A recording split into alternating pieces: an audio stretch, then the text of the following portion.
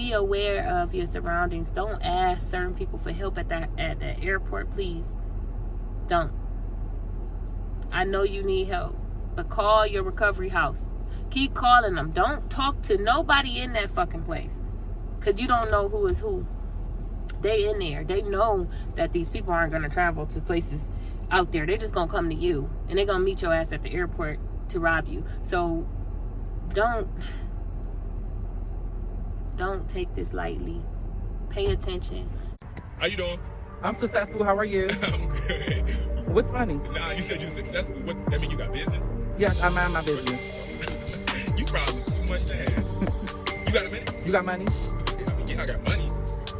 You got cash out? No, not cash out. PayPal? What you need right now? Demo? I don't really got no business. Zelle? No. Have a nice day. Hey, bro. It's Rocky Streets here, you guys. Welcome back to my channel.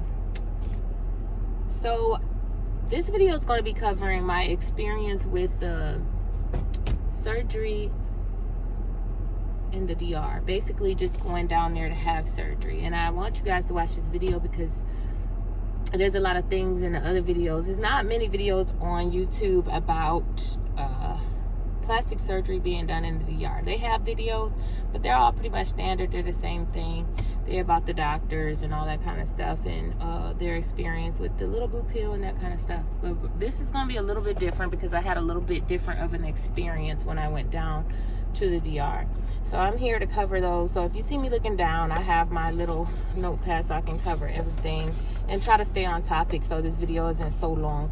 Okay, disclaimer: I do not support or represent any one place or anything like that. It's just my personal experience. I went down there to have surgery for myself because I wanted it. All right. If you do not support plastic surgery or any kind of changes to the body, this video is not for you, and I would suggest that you click off this video right now. As you do so, others, if you please like and subscribe. I'm going to have plenty of other videos for you with information that you may not have, or based off of other videos. A lot of people focus on things. I have to focus strictly on the fact that the DR was the place that I had surgery. So backstory. I'll start with why I chose the DR. Initially, I was not choosing the DR. I chose to go to Jolie Plastic Surgery in Miami. I chose to work with Dr. Hassan. I put a deposit down, and my surgery was set for October 5th, 2021. I did enter some surgery groups, which I would suggest you guys do if you're thinking of having surgery anywhere. They have plenty of different surgery groups, even Dominican Republic or Miami. They have all types of different surgery groups. The doctors even have their surgery groups specific on Facebook. So I would suggest you do that. I got into those groups, and I started noticing that not Dr. Hassan specifically, but Jolie Plastic Surgery was overbooking Dr. Hassan. And I was in a Hassan group, Body by Hassan, I think it was called. And the girls were complaining that they would get all the way down there and they would say, your doctor's not practicing today, or your doctor's not, performing surgeries today. And they would give them another doctor. Now, the problem for me was that the doctor I chose, it took me 3 years to choose. I was very particular and specific on who I wanted to touch my body. I did not want anybody else touching my body, which is why it took so long. And understand this, I was looking at this surgery stuff minimum 6 hours a day, 6 days a week. I was obsessed with it. And this is why I felt that they couldn't do that. So when I saw that they were doing that instantly and girls were complaining, I instantly started looking for other doctors. I continued to search in the U.S. and I found Dr. Doback. I thought was a really good doctor. I had some misinformation on the prices, so I ended up not choosing Dr. Doback. But had I had the clarity on the prices, I would have probably went to that doctor.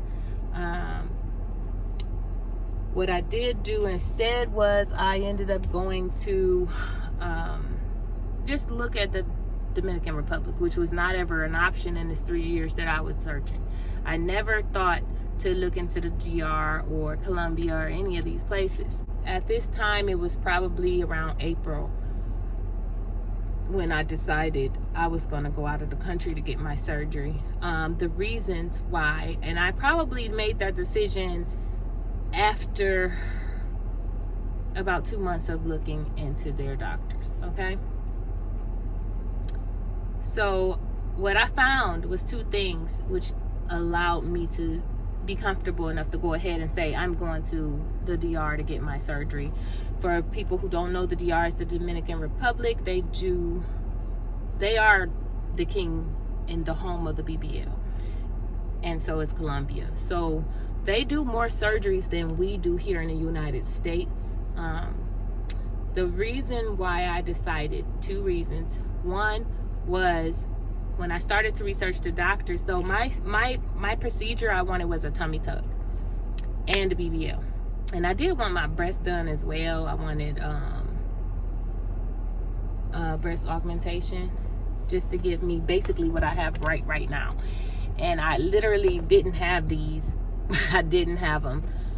They grew because I gained a little weight to see if my butt would get bigger, and here they are. But I want to stay on topic.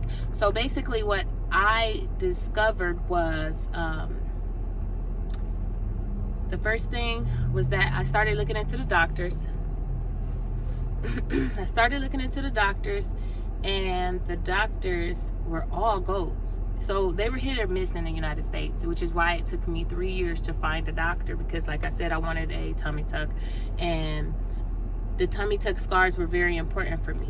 I didn't want the scars that I was seeing in the United States with the doctors. A lot of doctors didn't even have tummy tucks on their Instagram pages or their real self pages. They had BBLs and stuff, but I really needed to find a doctor that would give me a nice straight line scar that wouldn't be a zigzag shape, that wouldn't leave me refrigerator shaped and all those things. So I kind of went ahead and started looking at the doctors, and I noticed that I looked into quite a few doctors there. I started with the most popular, and then I kind of just winged myself down, and I noticed that every single one of those doctors are goats. There is no hit or miss. It doesn't matter who you choose in the DR. They are going to give you a one and done, is what I thought. You know what I mean? And I know people have had bad experiences. Everybody's going to have something to say, you know. But for me, it was more likely than not that I was going to be happy with my results if I went to the DR. That wasn't enough, though. It wasn't enough. So I started to look into the procedures, because I dug deep. In that 3 years, I knew what instruments they used for the surgeries. I knew everything and what they were called and what happens first, second, third, fourth, fifth. I knew everything. So I had a lot of time to research it, and I was literally obsessed with it. So what I found that helped me make that decision was that the DR do not allow you to leave the facility after you've had the surgery. They're going to keep you overnight for 24 to 48 hours and monitor you to be sure that you don't need a blood transfusion or anything like that. And that made me feel comfortable, because after I saw that and I read it, and I'm like, well, in Miami, they ship you out of the back door of what looks to be an alley or some sort. I know you've all seen it if you've been looking at these surgery videos. They ship you out of the door and out to your car after 45 minutes of having this invasive surgery. And for me, I was never comfortable with that, but I thought that that's just what I had to do. I thought that was the only option that we had. I'm like, well, if I want this surgery, I have to be shipped out that door after 45 minutes. I have to make sure I have a nurse available to take care of me afterwards, and this and that. Another thing was, it was very difficult to get in contact with the people at the surgery centers when you were inquiring about having surgery in Miami. So if you do have a complication, it's not going to be right away that somebody could get someone on the phone to assist and give them direction on what to do for you. So that's why I felt like, okay, I probably should just go there. And I did hear little bits and pieces of, oh yeah, you be robbed, people get robbed there, this and that. And I was thinking, well, usually when people get robbed, I researched that as well. I noticed that they had like an average of 223 people come up missing per year. Don't know if these were tourists or not, but that was their rate. And I'm like, that's kind of high. Like, that's a lot of people, you know what I'm saying? So it was scary, but I also found, looking into the DR, that all the doctors have it all set up because they know that these things happen there. So they try to eliminate that happening with the girls who come for surgery. And so what I found out is that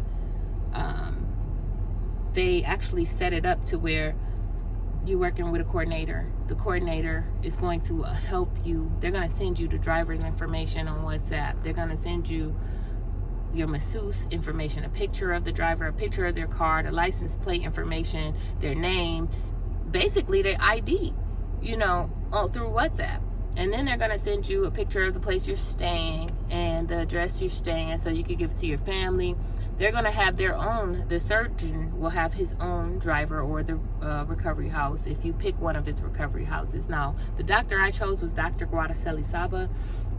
He had his setup, and most doctors there do. Most of them do. They have it set up to where they work with certain recovery houses. So you can choose from their recovery houses, and I had a choice of 5 different recovery houses to pick from. So when I picked and choose from those recovery houses, I chose one of his. Therefore, the recovery house had drivers. The drivers were going to pick me up from the airport, and they were supposed to have a sign, standing there with a sign with my name on it. That way I knew who to go to. That was supposed to happen. That did not happen. And I wish it did, because I got myself in a little situation. I almost got robbed. Okay. And it was not okay. But that was the only bad thing that happened. But I will say this, it happened and it was very bad. So basically I'm going to just go ahead with this. I want to start with landing. So when I got to the DR, the landing was beautiful and everything. And I first got inside the airport. You have to go through customs and get checked in to be able to go to the back to get your bags and your luggage. Nobody in that airport spoke English. 0 people spoke English. And nobody could help me. I had my passport out and I was holding up the line, and the lady was getting really frustrated with me, and I was getting very irritated because I felt like I was going to miss my driver in some way. I just got annoyed, but I didn't show her that. I didn't freak out. I'm not a disrespectful person. But she was very irritated, and I saw the irritation, and she kept trying to ask me something in Spanish, and I couldn't understand anything she was saying. It was really pissing me off. So with that, I'm going to tell you guys to download the Translator app. That way you guys can understand what they're saying to you, to make it easier for yourselves, because it did not. And do it before you leave the country, because I tried to download things when I got there off my service, and I could not download anything the whole time I was out of the country. So be sure to download Uber Eats, because you're going to need it, and download a Translator app before you leave the United States of America. Once you get there, that will help you out a lot. If they can't understand you, you just say what are you saying, and push enter, and then they'll read it, and then they'll say what they're saying, and then push enter to English, and then it'll tell you what they're saying. Okay? Because it was a very frustrating thing for me. It was one of the most frustrating things I had to go through, other than going to the back of the airport. So when I get to the back of the airport, some guy didn't understand. I'm like, bags. All he understood was bags. So he showed me where the bags was, and I tipped him very well. I probably tipped him the $20 bill. But at the time that I tipped him the $20 bill, this airport had thousands of people in it. When I say thousands, it had a good 2,000-3,000 people back there. It was a lot. And they were all standing around. It was a lot of drivers there to pick up. It was so many people, it was no way that you would have found your driver anyway. Okay? Whether they had a sign or not. Like, you just couldn't. The driver stood on one side. It was so uncoordinated and just weird. And then there was also a bunch of robbers in there, which they didn't care that there was security or any of that. Like, The fact that you can't speak English, they were going to take advantage, because by the time security knew that you had been robbed, they don't speak English. So by the time they figure that out, they're going to be long gone. You know, and that's what happened to me. I didn't get robbed, but I was about to. So when I handed the guy the 20, I got the 20 out of my pocket, and I only had $180 on me. I kept all of my money in my BBL pillow. It's a little zipper on the back of your BBL pillow. I kept all of my money in that pillow in 2 separate envelopes, and I kind of made it that way so it'll look flat, you know, on the bottom of the BBL pillow. I'm sitting on my BBL pillow so nobody can get my money. You know what I'm saying? They don't know that it's in there though. But these guys, it was 2 guys. I've never seen men approach a woman like that in my life, okay? And as soon as I handed them the money, these 2 guys that was standing kind of behind him, they started walking towards me with force, and they had anger in their eyes. Like it almost looked like they were gonna pick me up by each arm and just carry me away in front of all these people, you know, and they were walking with demeanor and force, and I'm looking like, what the hell? And the guy, like, I seen him and my eyes got big, and I'm like, what the hell is they about to do? But I had no time to react, guys. I had no time to react. And the guy kind of put his arm across both of them. As soon as he came, he was like, no. And they just stopped, and then they kept their eyes on me the whole time. And they stopped, and they were looking at me, and they took like 3 steps back, and they just stood there. But they were still staring at me. And I'm like, what the hell was they about to do? You know, in my head.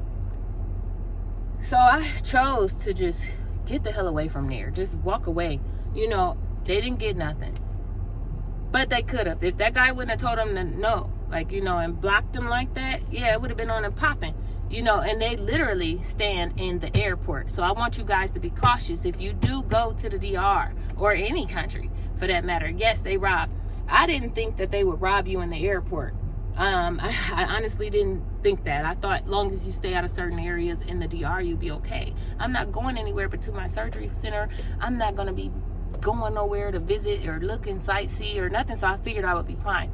But these people are smarter than you. When you go to that country, they are in the airport waiting because they know you're not going to go nowhere, clearly. You know, because I'm like, why would they even think to do that? It's like security guards and everything in here. They didn't care because they knew that those security guards don't speak English. They don't know what the hell you're saying to them. And by the time they figure it out, they're going to be long gone with your bags. So do not put money on you. Do not put money in your bags. Put it in your BBL pillow. They're not going to take your pillow. They're going to take them bags. You know, and I'm trying to tell you guys, and I'm being passionate about this because that could have made or broke everything that I tried to go down there and do. You know, I would have been okay. You know, I took enough money to be okay. Even if they would have took all my bags, I would have been all right. I would have been able to go to Walmart. I would have been able to buy more meds. I would have been able to do all that and be okay and still have my surgery and go home and be like, damn, I got robbed. Like, you know, anywho, long story short, so we're gonna move past the airport. That was kind of a thing. So then I called the recovery house. The driver that they had for me was not there. He did not have a sign, which is what they told me he would have. But they did have another driver there to pick up some other girls. So they let me ride with them. So it was 2 girls in the back seat and I was in the front. Another thing I did not realize exactly where I was at. I knew I was going to the DR, Santo Domingo. I did not know. I'm 39 years old, so we used to have those commercials back when I was a smaller child.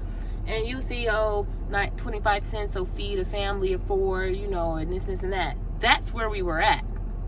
I had no idea, guys. I did not know. I thought those places was just in Africa or something. I don't know why I didn't connect the dots, but that's where we were. So yes, there were naked children running around. He went on the ride from the airport to the surgery center. He took me first and dropped me off at the surgery center. But yes, like I said, it was poor. They're a very poor country, okay? They're very poor. But naked children running around outside, that kind of thing. But it's still beautiful at the same time. It's weird. It's beautiful and weird. Traffic was crazy. Everybody's going to tell you that part because it was a crazy. Like, you're not going to be able to take your eyes off of it because you're going to be waiting to see somebody get hit and killed. But it didn't happen, and I'm like, how the hell is this possible? People are riding on these little mopeds all over the place, and they just weaving in and out of traffic. Cars is driving crazy. There's no lanes. It was a disaster, but nobody got hit that I saw. I was watching because it might be a little sick thing with me, but I was wanting to see when it happened. Like, I got to keep my eyes posted because if it happens, I want to see. Like, you know what I mean? And y'all might think I'm messed up for that, but you're going to be doing the same thing if you... So I got to the surgery center about 3:30. Went downstairs, and the surgery center was beautiful. They had Wi-Fi, so I was able to connect to their Wi-Fi. Surgery center was gorgeous, and it was the same place. My doctor's office was in the basement, but they did the surgeries upstairs. Or actually, they prepped you for surgery on the second floor, and then they took you down in the basement to the actual surgery area. And that was also where we stayed. It was like a hospital in the back. It's a big place, and it's located... I was at Sessip Surgery Center, and it's located directly across from the president's mansion down there. So there was armed security everywhere, and that was a good thing because later that day I was feeling a little bit better about the situation because my driver that dropped me off at the surgery center, like I said before, he had the two girls in the back. He had to take to a different surgery center, and he kept my bags because he was supposed to come back and get me. And 7:30 came around. It was getting dark outside, and he was nowhere to be found. My phone was not working. I had a Boost mobile phone service, so hopefully you guys got Verizon or something that has like more of a network, because my phone wasn't working. I was sitting on the surgery center porch steps, but my service wouldn't work because I wasn't inside, and inside closed at 7. So by the time my doctor's driver dropped me back off, because we did have to go to other places to get the COVID test and another test they needed me to get. We went to two different centers outside of that surgery center to get those tests done. And then he brought me back.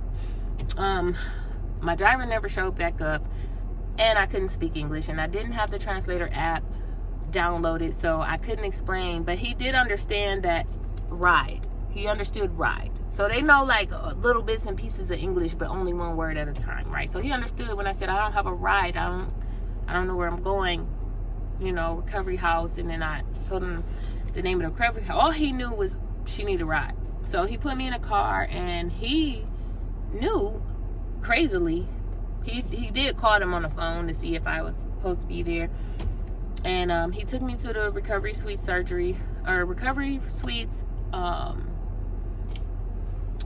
recovery house, and that's where I was supposed to be staying. So I got there, and they checked me in, and they also had Wi-Fi. There was an issue with the rooms, but they got it straight. The recovery house is going to be a totally separate video, so I'm going to skip over this part, okay? I'm trying to keep this video as short as I possibly can. It's going to still be kind of long, you know what I mean? So my testing, I felt like, was very, very, very good. Like, they tested us for everything, literally everything. I don't care what you think of AIDS, HIV, COVID. They did the EKG heart monitor test. It was an old machine because, like I said, they're a poor country, but they had all the equipment they needed to make sure we got tested. I got a CAT scan. I got 2 x-rays. I got all kinds of things done. They double checked my lungs. They made sure my heart was great, and they go extensive. My doctor went the extra mile, making sure, okay, this person is good for surgery. And I know a lot of people probably would be like, I'm not going to go there because that's too much. Here's the deal. I don't want surgery if I'm not healthy enough to get it, okay? I'm not getting surgery if I'm not healthy enough to get that surgery, because I'd rather have my life. And I hope a lot of you guys are like that, because that doctor that I chose, I say Guaraceli Saba because that's how it looks to be spelled, but when you get there, his name is pronounced Dr. Giudicelli. Okay, it's Giudicelli, but it's spelled Giudicelli, Saba. So with that being said, he had no deaths. He's been doing it for 11 years. He had no deaths and no known infections. I chose him because his work is extra great. I found him on Instagram, and I was looking for that tummy tuck scar. I needed to look elite. I don't want it to look like a W or weird, and I want my love handles taken off. While you do that, because a lot of them don't touch your love handles and they make you refrigerator shaped, and that for me was a no. And he did an excellent job, and it was not a hit or miss. It was consistent all across the board. He specialized in tummy tucks, and hell, I was ecstatic and I'm happy. My stomach looks so natural and beautiful, and the scar looks, I can't see it no more. Nobody, my boyfriend didn't even see the scar because he put it right in the crease. Like if you sit down, you can't tell nothing happened. And I got a tattoo covering it at 7 months. So now there's no evidence that I had surgery. And my belly button looks normal as hell. Like I was born with it. It don't look weirdly shaped or awkward or nothing. It's not dark. It just looks good, you know. So I was happy with that. The phones. I was only able to use my phones in the recovery house and in the surgery center. Outside of that place, in the car, traveling, wherever, I could not use my phone, which is another reason why they rob you down there. So be careful, and that's why I'm saying make sure you have something set up to where you either not traveling or you got Verizon wireless cell service or something, you know, because most of the services that you can get will come to you. Most everything. They got Uber Eats, which is extremely cheap, by the way, down there. You can order a whole damn Marco's pizza and cheesy bread for $10 and they'll deliver it to you. When I went to get my COVID test to leave the day before, that person came to me too.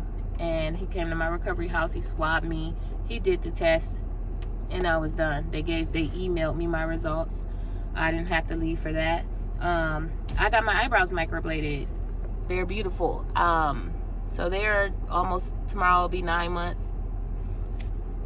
Actually, today is 9 months that I had my eyebrows microbladed. And I get a lot of compliments on my brows. And let me tell you guys, I was a little nervous about that because her work was great. I don't know who she was though. Like her work was on Instagram and she was great and her work was dope, but she came in with the damn tattoo needle thing and I'm looking like she didn't have a stencil, so I'm like, she about to freehand. That was scary for me, but I didn't say nothing because I saw her work was dope, man, and she did a hell of a job. She didn't use no stencils, nothing. She freehanded it, eyeballed this, and just did it. And they're lighter now, and I got a little makeup on them, so they look a little gray, but they're really beautiful. And I'm happy that I went to her. And they costed me $135 because down there they're a very poor country, as I said before. So they are going to not charge you as much for services, clearly. And that's why people go to the DR to get their teeth done and to get their bodies done, to get cosmetic procedures, because it's much cheaper than here in the United States. These microbladings would have costed anywhere from $500 to $850 if you got it done in the US, and it don't last as long. So mine's is set to last for 3.5 years before they fade off, and I'm good with that for $135. I really am. Another thing that I would say, my pre-op. So my pre-op with Dr. Giudicelli and his assistant lasted all of about 1.5 minutes. I felt it was extremely rushed, but I understand that he's a surgeon and he has work to do. Did I get marked up? Absolutely not. He did not mark me up. He just basically looked at me. I sat on this little doctor's table and he looked at me. He said, I had some stretch marks along each side of my belly button, but they weren't higher. They were like cut off right at the belly button. And he was like, I could get all of those stretch marks. He was like, I could take all of those off for you. And he was like, okay, yeah. And I said, okay. And I was going to try to tell him the butt shape, but he told me what butt shape he was going to do. What he didn't tell me is that he wasn't going to lipo my stomach, and that he couldn't, and that he wasn't going to be able to. He didn't mention that until post-op appointment. And then they told me, hey, we couldn't do your stomach. And the reason why they couldn't do my stomach is because I didn't have much stomach to begin with, and they needed that fat to stay for the tummy tuck. All I had was loose skin. He took the C-section scar off. He cut underneath it, therefore it got taken off. And he cut above my belly button, put my stomach down, and then he created a new belly button. And it looked perfect. Like he measured it out perfectly. The shape was seamless, you know, and that's all I wanted. And I'm glad that I chose him. So the surgery day went a little bit like this, and I'm gonna try to keep this short because it really wasn't nothing. Okay, so they had me come back at 2:00 p.m. the next day to consult with the doctor. The doctor told me that everything was fine and that I can go out and pay the receptionist. So I had to pay the receptionist. My total was $6,400 for my tummy tuck, BBL, and I added full back lipo. So what I ended up doing was $6,400. I put a $300 deposit down, and then I did have to go to a couple other places, as I said before, to get some testing done. So they took that balance off. So I was only having to pay,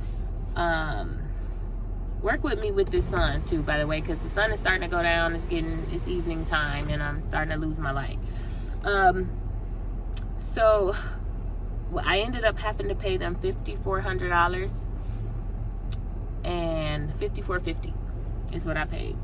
And then they told me be here at 6:30 in the morning. So the next morning I washed in my heavy cleanse, and I got dressed for surgery, and I went to the surgery center, and I did book a nurse that was at the recovery house to go with me for 24 hours.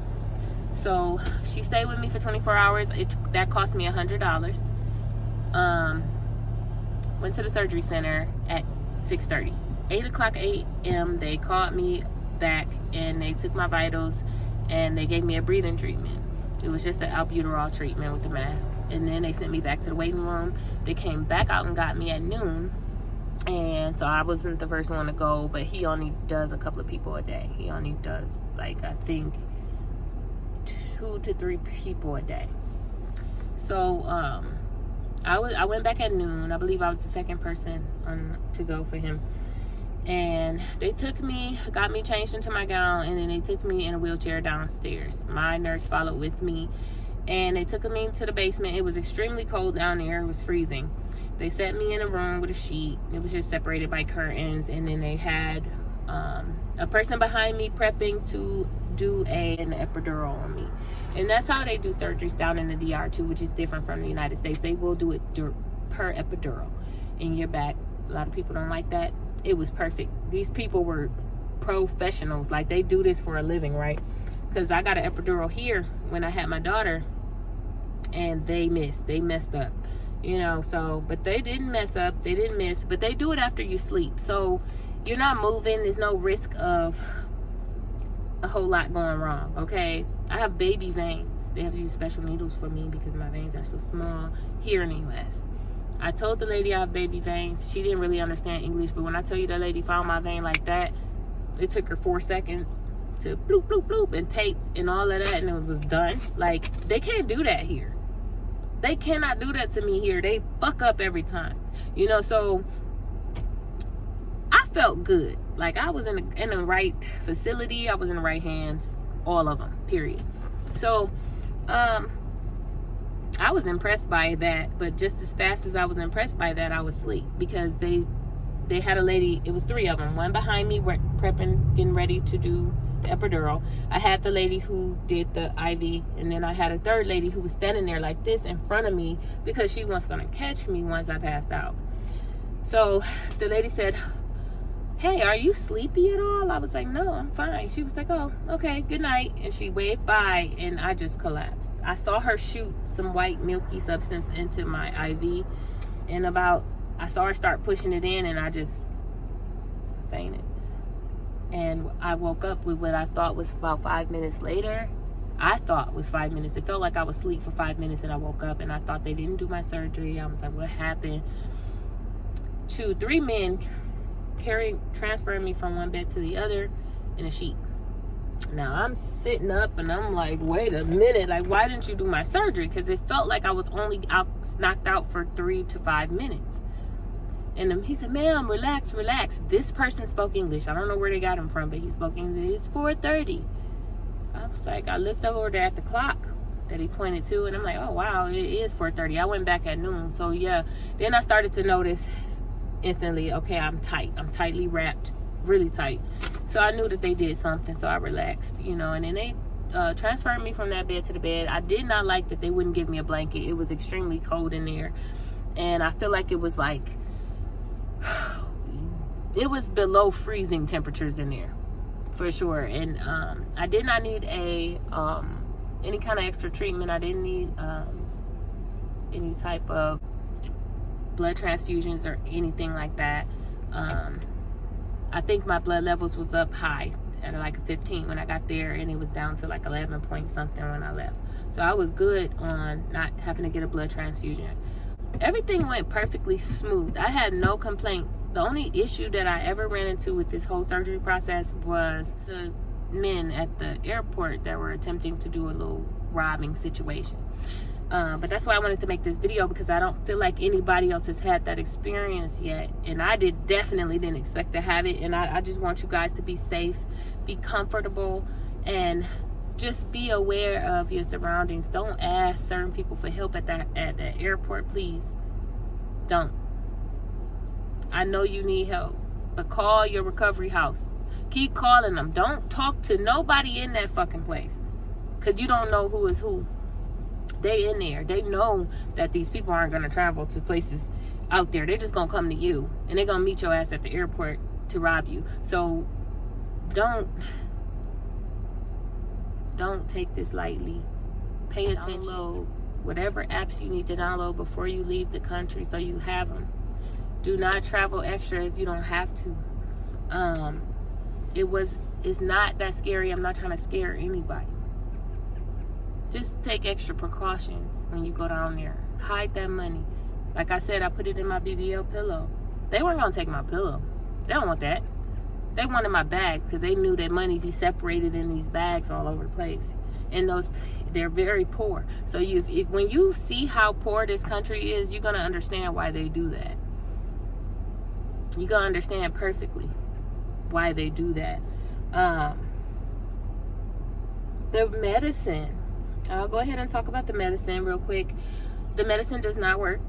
I know you've heard it from every other video if you've watched them. They don't work.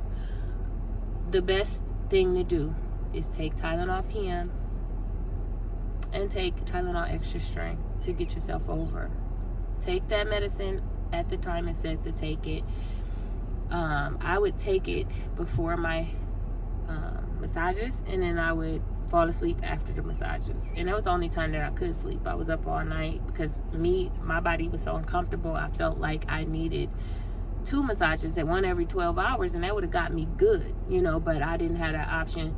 And you're not going to have that option. So they don't want other masseuse people coming to their locations at the recovery houses. They don't allow them in because of COVID and stuff like that. So you don't have options like that. I did go to the grocery store while I was there. I paid the recovery house driver that picked me up from the airport to take me to the grocery store. He waited for me. I also went to Columbia Faja there, and he waited with me there. He waited outside though. And when I went in the grocery store, guys, they have roaches all over the grocery store. They crawling all over everything. And that was different, you know what I mean? But just a heads up, they have roaches, and they're big. They big. They don't fly like some of the ones in the bottom of the U.S., but they are big, and they fucking roaches, y'all. So be prepared for that. Yeah, so that was pretty much my experience. I just want you to heads up, download the Uber Eats app, because the recovery homes do not feed you. They're poor. They're poor, like I said before. They don't have the money to feed you the way they are. All those plates that you saw on Instagram where they were pretty and they were put together all nice and it looks healthy. No, scratch that. Okay, scratch it. What you are going to get is half of that plate. They're giving you toddler size servings, period. And that's all you're getting because they are a poor country. I don't know how many times I'm going to have to say this. And I'm trying to get you to understand just how poor it is, because I don't think you're going to understand until you get there and you're going to be like, oh shit, like this is where I'm at. Surgery centers look great though, not gonna lie. They don't got the best technology, but the recovery houses are decent. I didn't experience no weird stuff like bed bugs and all that other stuff that people be showing. I didn't experience nothing like that. They don't feed you though. I literally thought I was gonna die from starvation versus the surgery. I really did. And I was concerned. And one of the girls, I couldn't download the Uber app because I didn't think to do it before I got there. And it wouldn't allow me to download anything while I was out of the country. So one of the girls was Ubering, and I would just pay her to order me something. And I'm glad she had enough money on her card because I couldn't cash app her or nothing. It was weird. Like, it wouldn't let me do anything. So I'm telling you guys this so that you are more aware of what you're going to have to deal with and you can get ahead of it. So if this video helped you in any kind of way with any information, please hit the like button at minimum, guys. And if you want any more information from me, I'm going to be doing a series here with a lot of other videos about the surgery experience, what I packed, what I used, what I didn't use, the recovery house review. I'm going to be doing my best fajas that I bought five different companies. What was best, what I couldn't wear, what I couldn't use, you know, and where money was wasted, and just a lot about pesos and that kind of stuff that you're gonna need to know about. So I'm gonna be doing a lot of videos channeling this surgery for about the next 8 to 10 weeks. I'm probably gonna do about 10-11 videos. So if you guys are interested, please hit the like and subscribe button for me. Hit the notification bell so you do not miss another video, and I will see you and talk to you soon. I love you. Bye.